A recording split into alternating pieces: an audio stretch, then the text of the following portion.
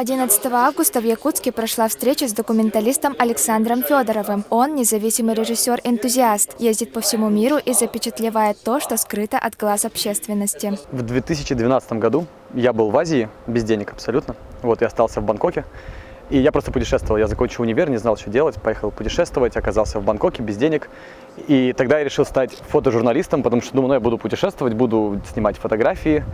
И этим буду зарабатывать. И на самом деле даже отчасти так вышло. То есть я снимал, я начал писать для журналов, для National Geographic, для Discovery. И я уже начал снимать свои фотопроекты, делать выставки. И как-то потихонечку, я не знаю, потихоньку я начал снимать фильмы просто из фотопроектов. То есть ты едешь в какое-то место, все равно там провожу месяцами время. Вот, я подумал, что типа фильм был бы новым классным форматом, тем более YouTube появился и вырос. На встрече состоялся предпремьерный показ фильма «Шаманы». Александр говорит, что давно интересовался шаманизмом, часто рассказывал о нем иностранцам и в итоге решил снять фильм. Я столько рассказываю, надо поехать снять. И я где-то через неделю я встретился с антропологами, которые работают в РГГУ, ну и в РАН, в Российской академии наук тоже, кто-то есть из антропологии.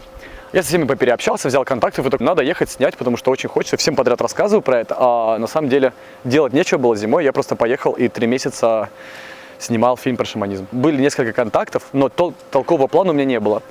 И из-за того, что у меня деньги были ограничены, я выбирал более-менее близкие друг к другу регионы. То есть я снимал в Ханты-Мансийском округе, на Алтае и в Туве. Возможно, данная картина получит продолжение, и в ней будет рассказана история якутских шаманов. Сейчас Александр ездит по республике и снимает материал для своей новой работы. Якутия станет первой частью большого проекта про изменение климата.